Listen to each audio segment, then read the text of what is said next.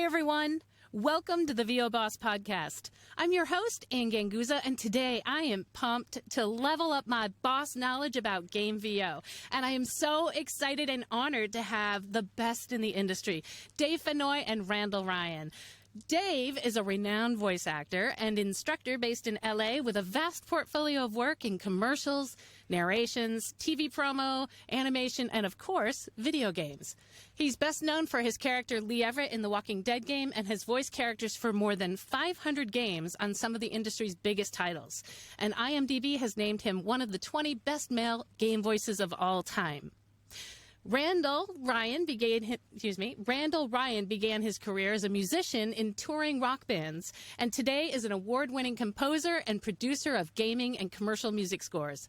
He co-founded Hamsterball Studios back in 1995, where he's been directing talent and producing game audio for more than 20 years, and has since contributed to numerous high-profile video game titles.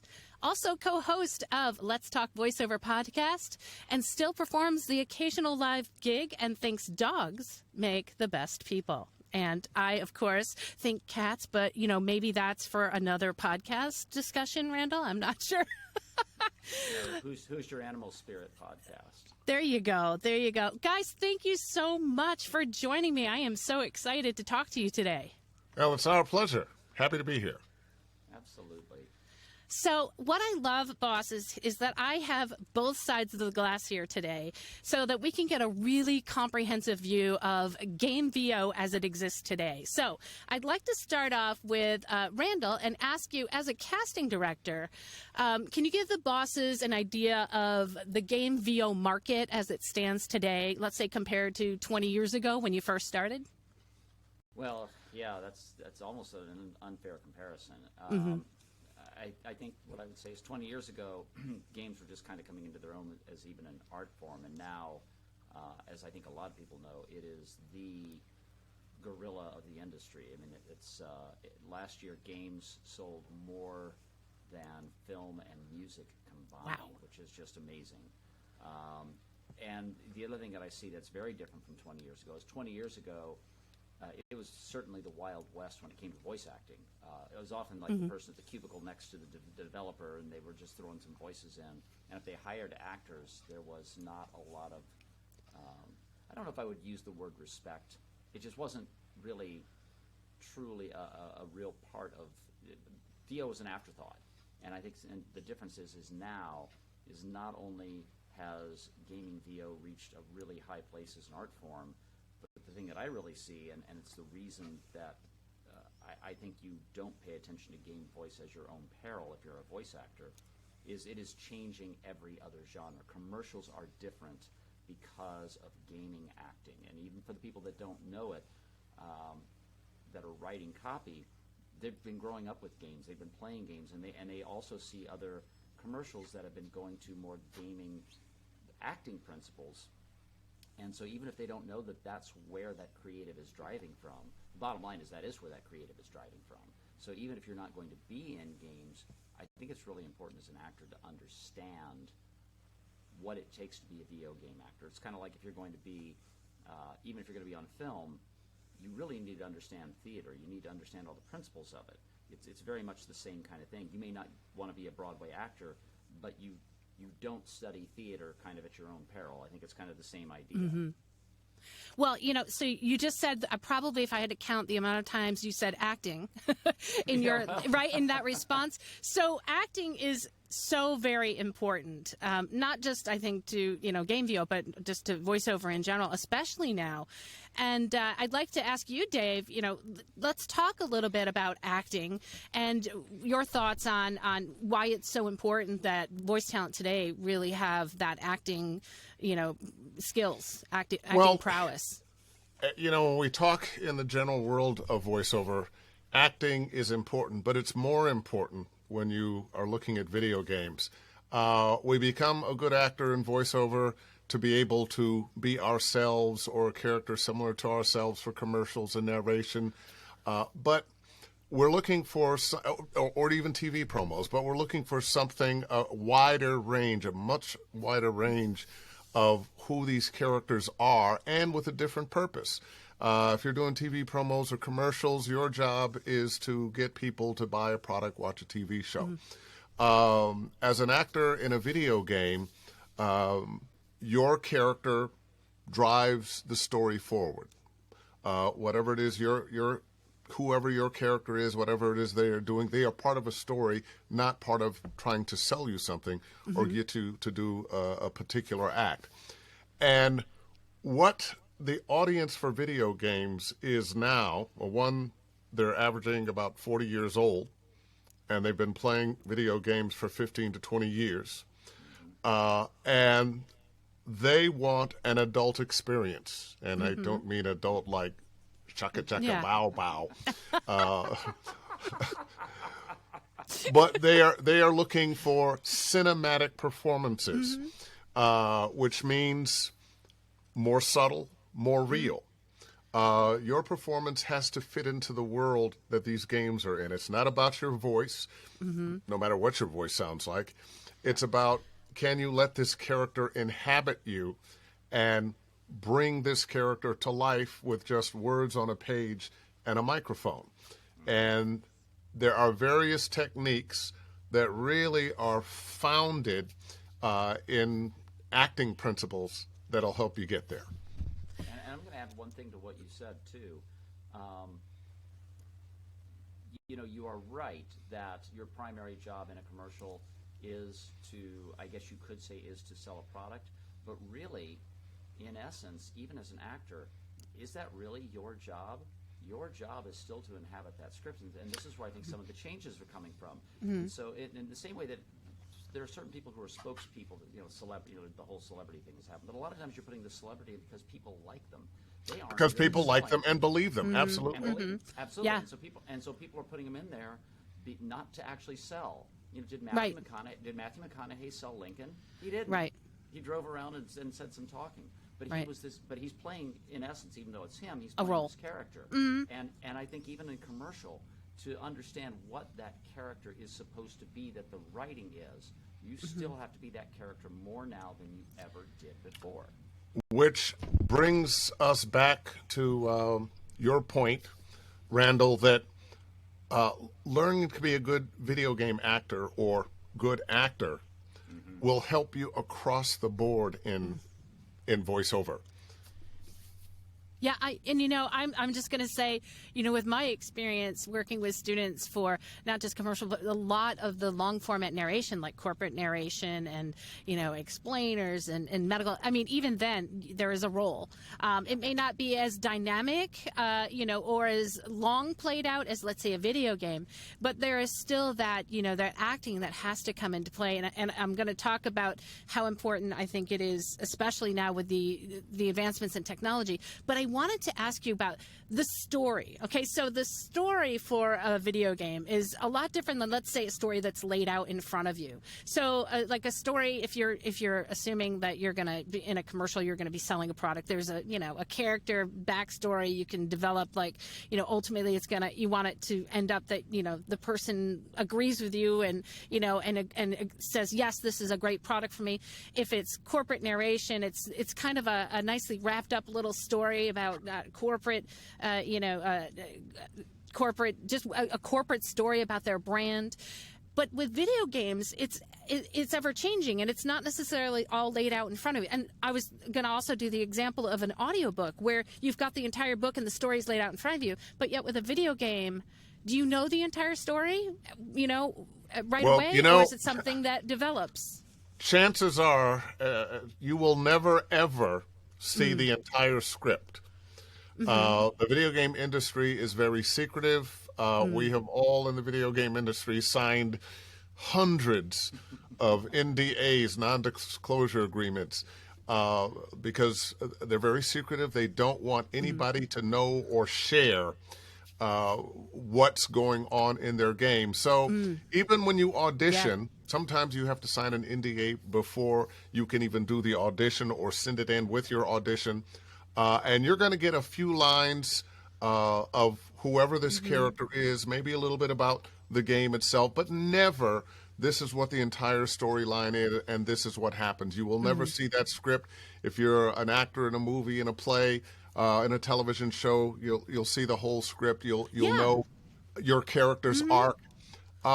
Being a character in a video game is much more like being who you are. You have certain tendencies, a world belief system, but when you walk out the door every day, you don't know what's going to happen to you. Well, And you know, that's a very different skill set, I would think. Yeah. Because each and every time you're getting that script or that little tiny portion of it, right? You're either developing the scene, the backstory and the emotion, and so that's like constant. Like I would think acting requirement for that just is through the roof. Well, you develop the character in that audition, but when you get there, say you did 5, maybe 10 lines, now you've got 100, maybe 500 lines. And some of them may be paragraphs or monologues. And it's a matter of being in character and and going with, what is this character thinking, feeling, doing, being, who are they talking to in this particular moment in time. Yep. And so, the one thing that God, there's so many things that just brings to mind, but, one of the things that you, well, what is Mark Estale's quote? Because you have a mutual friend, This- he's a director in London, yeah. This is the exhaust of the acting engine. That's one, and then he's got that little spy thing, Oh. which I think when you're talking about how do you deal with a video game character, that to me is like, yes, that's actually it. One of the things Mark likes to talk about is the spy who is in another city, another country, another place, using a different name, dressing different, pretending to be this other person, and his life or her life depends on how well they roll with the punches, roll with a different situation, somebody else asking them particular questions. And it's constant improvising in character. Yes. I love that. That's such a different way to look at that. So when you're talking about how to, I guess, evolve that character, is sometimes the story, well, I imagine you would know this, developed as you also develop the character and then the story might change? Well, it's interesting. Doing the Walking Dead game, sometimes I would arrive at the studio and the script got there 20 minutes before me. So, yes, actually, sometimes the writing is right there with you. So sometimes they wouldn't have been able to tell you anyway because certain things hadn't been written yet, especially in something that's ongoing, episodic like that. But whether they know it or not, you as an actor are not going to see the entire script. You are going to live this character moment by moment. So you're living in the world of, what am I reacting to? What am I thinking? What am I feeling? What am I doing? Who am I talking to? And what's that relationship? Which we do as actors anyway, but now it's moment by moment By moment. by moment.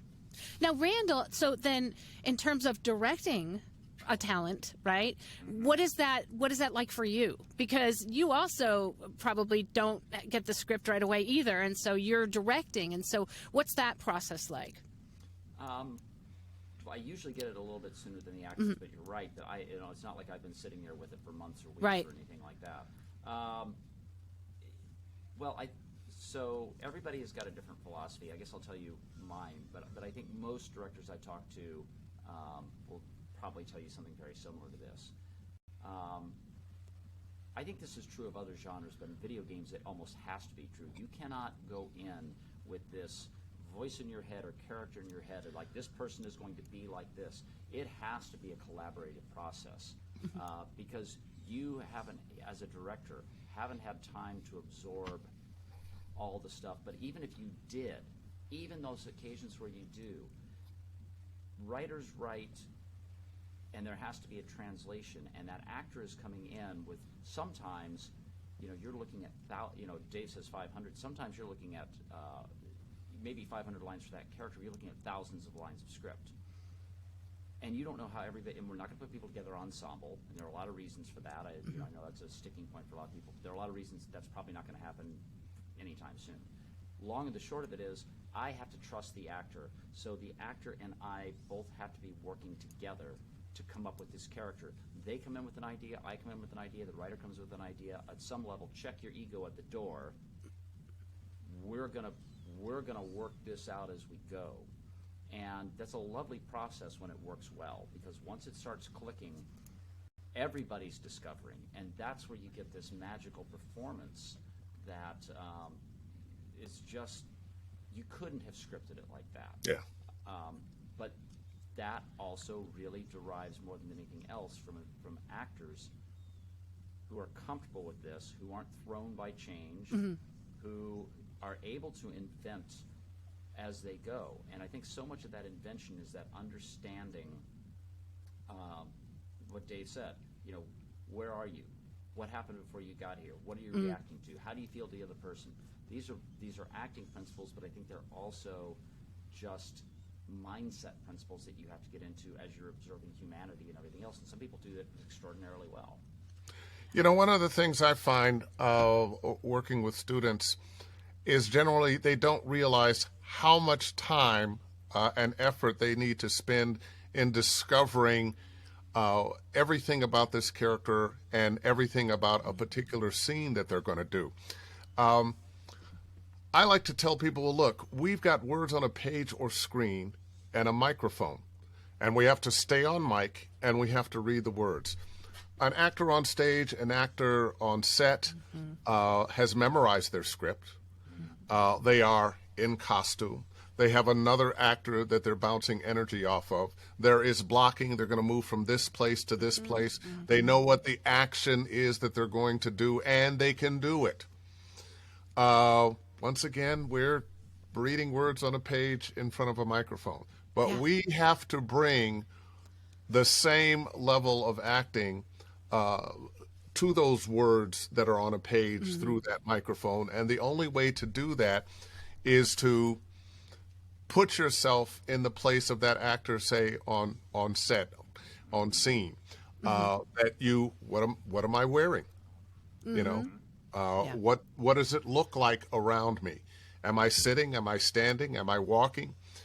This person I'm talking to, what's my relationship with this person? Where are they in relationship to me? Or where are they when there's more of them in relationship to me? What just happened, I mean, in the last couple of seconds, that I'm saying or doing what I'm doing, what I'm thinking, what I'm feeling? It's that type of preparation and using your imagination that brings you to believable performances. So, Dave, when you're creating your character before you're going in to record, and that might evolve, right, as you do that, what sort of steps are you taking to envelop that character in a believable way for the script that you have? Well, just the things I was talking about. You want to take in the whole script. Too many people, I think, want to start, what are my lines? Oh, yes, my line, bullshit, my line. And we want to start with the big picture. If there is a description of what the game is, take that in. Video games are very much like movies. As a matter of fact, they're like 70-hour movies. And whatever genre you can think of, including rom-com, for a movie, there is an analogous one in video games. So where does this game live? Sure. What kind of world does it live in? Then who is your character? And as much information as they give you, take that all in. Now, I realize sometimes it's 3 paragraphs of information about your character and then 5 lines. You can't fit everything about that character into those lines. But you can find how this character would react in this situation.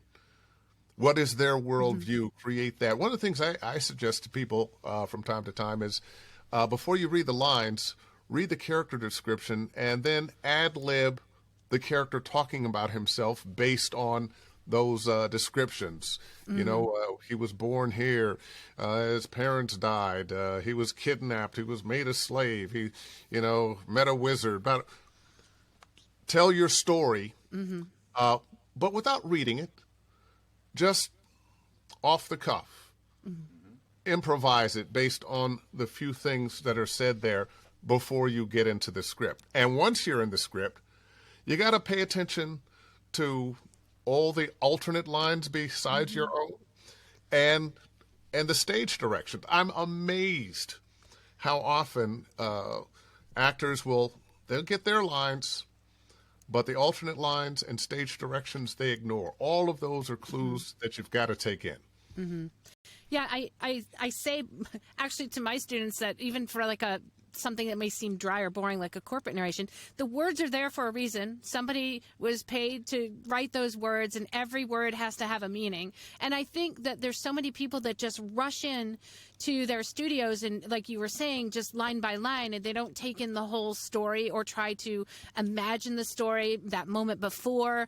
There's a moment before, even in you know, I think in every piece of voiceover copy, there's a moment before, and I think if you can take the time, right, to develop that story, it will help.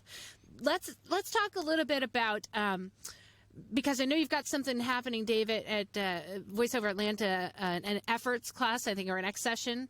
Let's talk about maybe not necessarily efforts, but body and how important your body is to be able to, I guess, express better acting.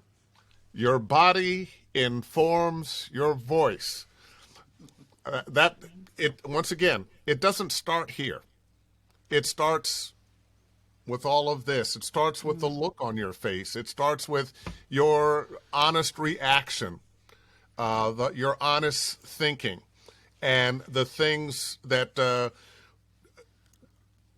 those thoughts, those feelings will trigger a physicality that makes what you're saying come out in a certain way. Randall had mentioned something. We are translating the written word into the spoken word. They are not the same thing. I actually go so far as to tell myself, look, I'm not that into the words. They're not the most important thing. If you're crying or screaming and there's dialogue that's going on through it and I can't quite understand what you're saying, for me, that's okay, because what I really want to understand is what this character is going through in this particular time. Now, if it's something very vital that has to be said that leads to something else, yeah, we'll want to hear it. But the words will come. Voiceover 101. You want to sound like you're smiling? What do? Put a smile on your face. Smile, right. You want to sound like you're a little more important? Stand up just a little bit straighter, and suddenly there it is. You want to seem like you're a little bit more tired or something? Let your body relax, and there it is. How a character with a limp or with a hunchback or with an injury to their face, how they're going to express themselves, or they're of a certain age and the voice has gotten tired from smoking and drinking alcohol. These are what we're trying to find. A lot of people will say, well, I'm putting on this voice, but why? There's nothing wrong with creating a voice, but why? How does this voice serve the character? What is it about this character that voice is there? So your physicality, if you're somebody, maybe your head's off a little side from an old injury. Or maybe you're that guy that's really tough and you're always got your chest out and ready for action. That's what changes your voice. Not something that you're putting on, but something that you allow to happen based on so many other things, your thought, your feeling, your action, your relationship, and who you are, what your natural physicality or the natural physicality of that character is. When you're talking about the body and you're talking about the voice, I'll pull all three of these together kind of simple, what I think at least is kind of simply. Your acting and your emotions have nothing to do with your character voice.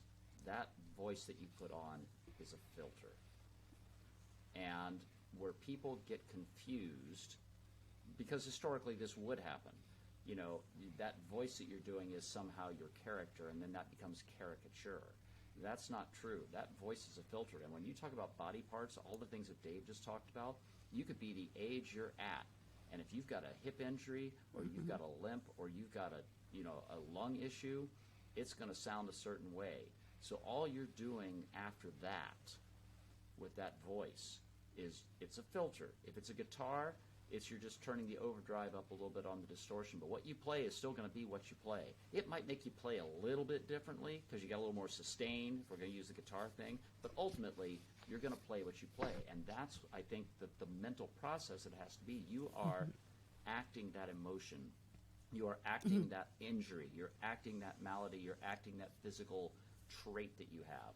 And then, if it calls for it, change your voice placement, change your register, change your nasality, all of that stuff. Now, Randall, you mentioned something earlier that I wanted to ask you about. When you're recording the characters, they're not typically done in ensemble format, right? And typically the talent is recording from their studio or in a studio with you, right? Yeah. Why is that? Why is there not? Because I would think if you're bouncing off other characters, it might...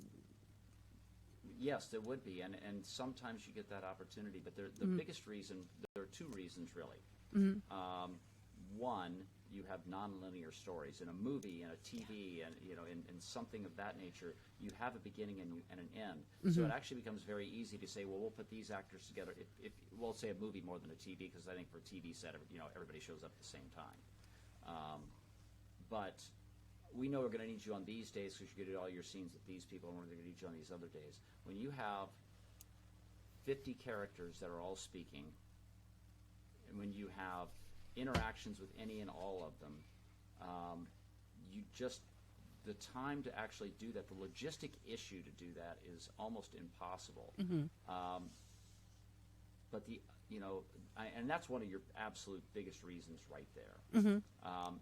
When it really comes down to logistics, if I'm going to have Dave come in and do 500 lines, do 1,000 lines, and in those lines, he's got soliloquy lines, he's got 20 that are interacting with this one person. You just can't really pull that together in the same way. And the other thing in a movie that's different than a video game is there's all this back end. Of course, movies are more than just about filming and about having the actors there. But that is so much of a focus, where in the game there's all this other stuff you have to construct. Think about a movie. If you actually had to construct the world in which you live, now make it nonlinear. Now make it so that there are branching storylines, or that if you go this way, this happens. It actually becomes logistically almost impossible to do. That makes a lot of sense. Now, in terms of, let's say, the flow of what you do as a director once you cast something, is it mostly just when the actor's available, they record their lines? I mean, there's got to be so many things, I would think, that the story's got to be there, right? The game writers have to be, have the story written, and then you have to get all of the characters to record their lines, and then... So tell me a little bit about that process. Well, that's a big thing. I'll try to make it kind of short. So one of the things you really have to do is at some point you got to lock the script down. And trust me, that can sometimes be an issue. But you just do. You have to lock the script down, and you have to get everything that you're going to get. But it is a schedule. It's not like when the actors. Of course, there has to be some when the actor's available. If an actor's not available for a week because they're on set doing something else, of course you can't use them then. But really, that becomes the puzzle piece that comes on this end of scheduling everybody. Dave, I've got this time on Monday and Tuesday, and then I don't have anything till Thursday. Do any of those fit with you? Bam, you lock it down. You do that. The other thing that is also different about games that may change. I mean, as budgets go up, maybe this will change. But at least for now, so again, some of it is logistics and some of it is budget. I cast Dave to do a role. By the way, when Dave shows up, sometimes he knows ahead of time, but other times it's like, hey, there are probably going to be a couple more, just letting you know. And he shows up, and because you've got, soldier numbers 1 through 10 and townsperson number 1 through 20, it's like, Dave, can you pick up a townsperson? Can you pick up a soldier? By the way, they can't sound like the character that you're actually in here to do. So that's another thing that happens all the time. Yeah, it would seem that, really talent, and I always like for talent to understand what happens like outside of their little bubble of just voicing something. And so that's why I think it's wonderful to have the two of you there, because you can kind of see how you really have to work together in order to, produce and be something, do something successfully together. So it's good to know like what you have to do as a producer or director. And of course you have to have the talent has to really, I think, be able to perform pretty much on demand is what I'm thinking. That's what it's sounding like. Exactly, pretty much on demand. And it's interesting from my perspective, whether I'm in my home studio or I go into another studio, there will be a producer there, the writer might be there, the director might be there. And I think the director's job is, the director is the person who knows how to communicate with actors.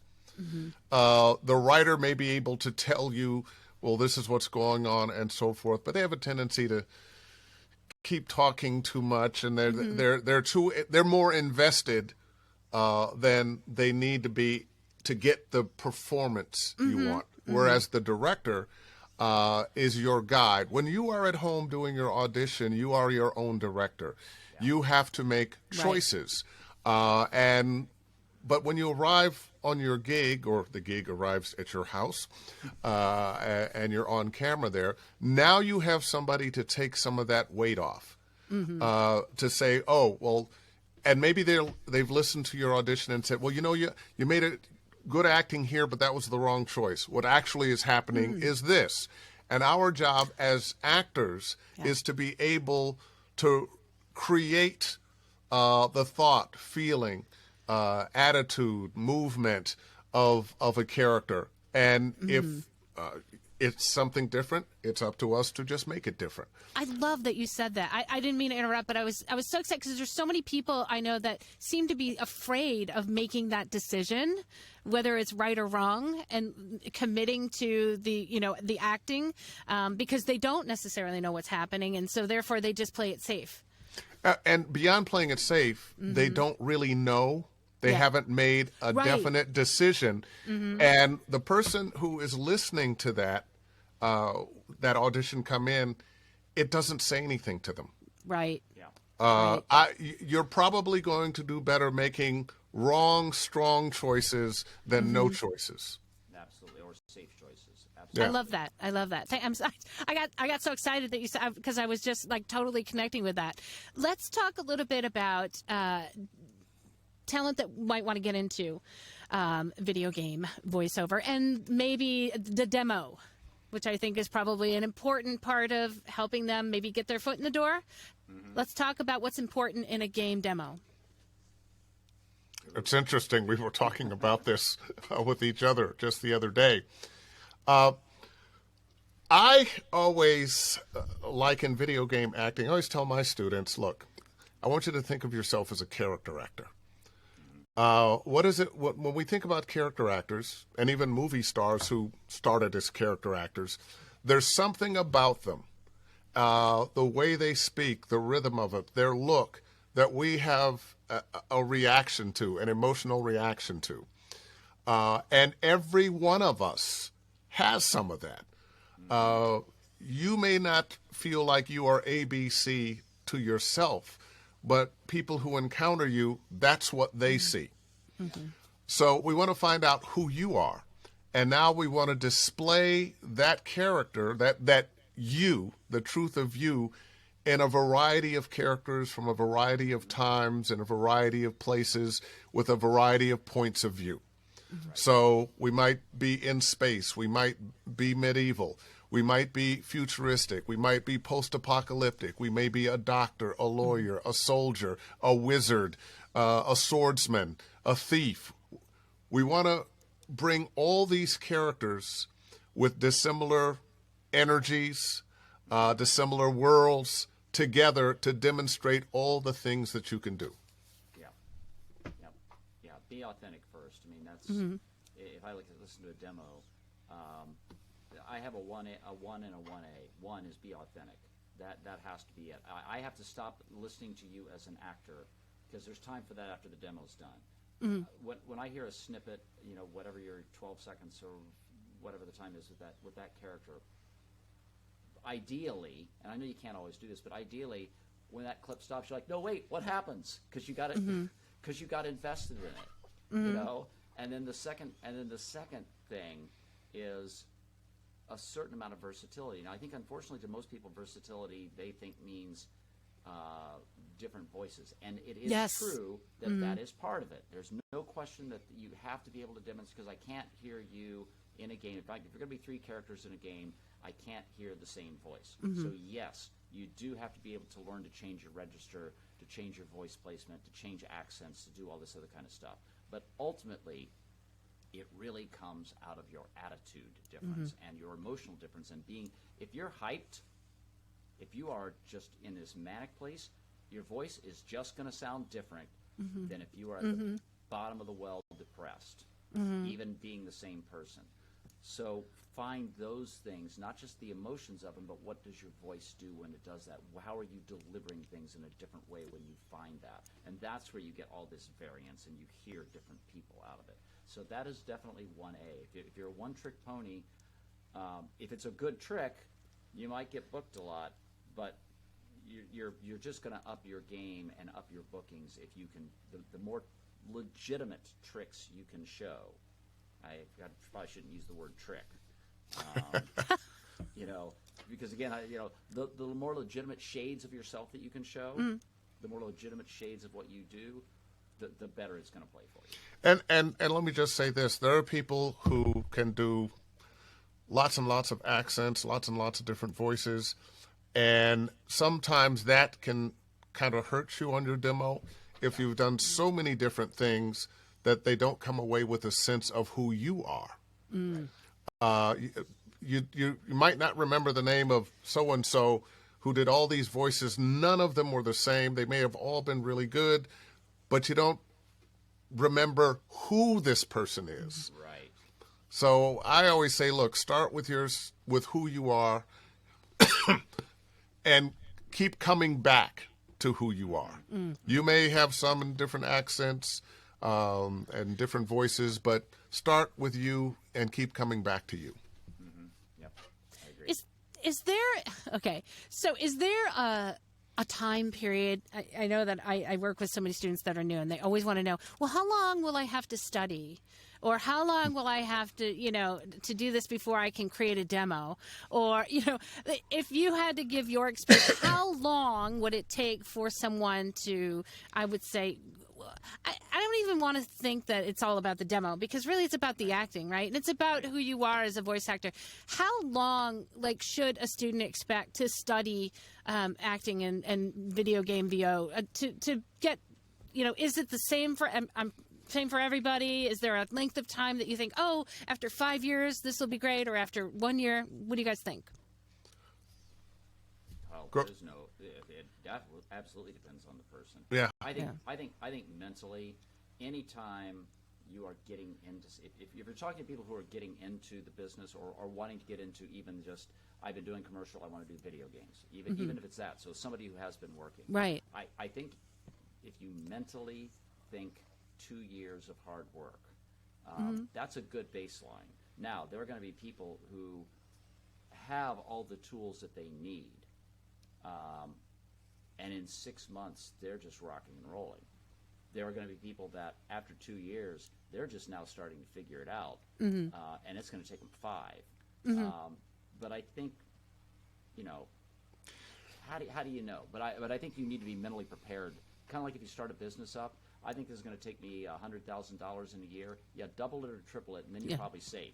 I think it's the same thing. Yeah. And in so many ways, I think people getting into voiceover, and not just for video games or animation, but for the various genre, each of the genres calls for something a little different. There are some rules of the road for all of them. I just think when you get to video games especially, from the smallest whisper to the loudest shout, from characters who very much might be like the disc jockey you used to be, or to the salesman, the used car salesman that maybe you remember. You're going to see all those kinds of characters. If you come with some characters, with some idea of playing like you were when you were a kid, when you were playing cops or robbers or cowboys and Indians. Oh, sorry, don't cancel me. Or spacemen and aliens. Whatever it was, you weren't judging yourself. You were having a good Right. time, and you put yourself completely into it. One of the big things I see with a lot of grown-up people who now suddenly want to do this, or maybe they've wanted to do it for a long time, but there's a timidity. Oh, I'm a little scared. I don't want anybody to think, this is silly, or you got to give yourself to it, and that holds people back. Your ability to read can hold you back, because especially in video games and voiceover in general, we are reading in the moment. Yeah. We've got to take the words off the page and connect them to somebody. So I have run into people who've come to me, not often, but a couple of people I've said, look, you don't need me. You've got this. Get your demo done. You can do it with me or somebody else, but you're ready. There's some other people I've worked with for a long time, and I see improvement, but it's slow. But if that's where you really want to go and you are getting better and getting better, stay on the road. Yeah. It's a journey. Yeah. It's a journey. So you guys have an exciting event coming up at the end of April, I saw. Yes, we for do. Game VO. Tell us a little bit about that. Well, I think a lot of this is so this really came out of an outgrowth of Dave and I. We talk a lot. We've known each other for a long time, and one of the things that we have not seen along the way is what I would call a throughput. There's nothing wrong with this. In fact, there's some wonderful things to do this, but you go to most conferences or retreats or whatever you want to call them, and you'll get people. There's not a real throughput. You got the promo person, you got the commercial person, Yep. you got the person who's going to do, and there's some real value to that, especially if you're working in multiple genres. But what I don't see anybody doing is, and what we don't see anybody doing is, okay, we're going to strip this down to the basics and take you through, you don't get to cherry pick. We're going to take you through this whole thing. Okay, you went to drama school and you want to roll your eyes like, I don't know about going back to drama school. I had a student, I shouldn't even call him a student, an extremely well-known voice actor who took one of my recent 2-day workshops. And when I saw his name on there, I was like, really? Well, that's interesting. I wonder why he's doing this. And the thing that was really interesting is there was a technique that really truly went back to original acting. And this is a guy who's a drama school, totally trained, accredited, all this other kind of stuff. He's done so much other stuff that he literally had. Now, it was easy to get him back in there, but he had forgotten to some degree, like, no, you have to start here. He's got all these voices that he can do. He's a wonderful actor. If you mention your name, maybe you're like, really? Well, that's the point. Somebody like that even didn't have that beginning. So all this throughput we have not seen. And so the idea that we want to do is take people all the way through what it takes to really, truly be a video game voice actor. From let's start with basics of acting all the way up to we're going to do sessions. And how you can't skip the steps along the way. You've got to do this to this to this to this. Yeah, it's I have to echo the same thing. That I've worked with students who have been on camera, on stage, and for them, the world of voice acting is completely different. And because they are used to memorization and being in costume and having another actor that they're working with, they are lost all too often when it's words on a page and a microphone. And sometimes it's just coming from this genre to that genre. If you're doing promos, TV promos, you can have a style. If you're a narrator, you can have a style. If you're doing commercials, you can have a style and work and do very well. With video games, style isn't going to carry you but so far. You have to be an actor. It's a bigger thing. Yeah. It's actually Yeah. a bigger thing. You can't have It's style. Style can be this big, but if you're going to be an actor, well, wait a minute. There we go. Right. No, that's true. It's a range. It's not just a style. It's a range. Yeah. Absolutely. And So- learning how to connect to that, to your range. And now, so when is this event and how long is this event? Well, it's called Game VO Mexico 2023. Okay. It is happening in Acamal, Mexico. That's on the Yucatan Peninsula. And it's the 27th through the 30th of April. Okay. 3 days.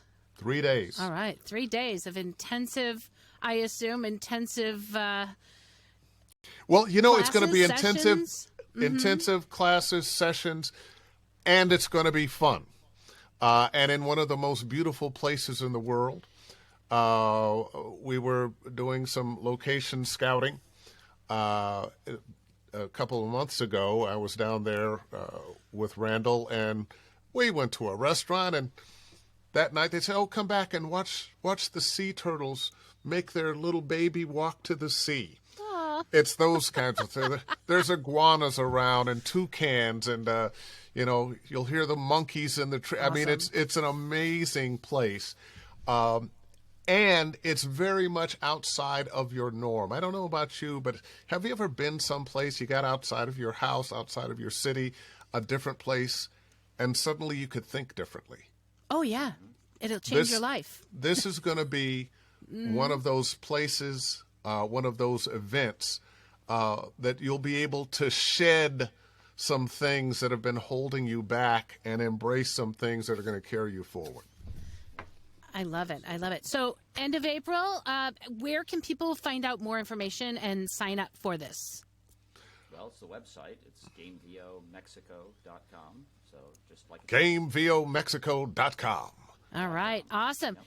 And for the bosses out there, we've got you guys are going to give us a special coupon just for the bosses. So if you guys want to, I don't exactly know what you're definitely getting a discount. It's a $500 discount. Ooh, It's basically 10%. That's awesome. It's a sizable discount. woo. So a $500 discount. You guys can go to that website and enter a coupon code VOBOSS to get that discount. That's amazing. So it's GameVOMexico.com.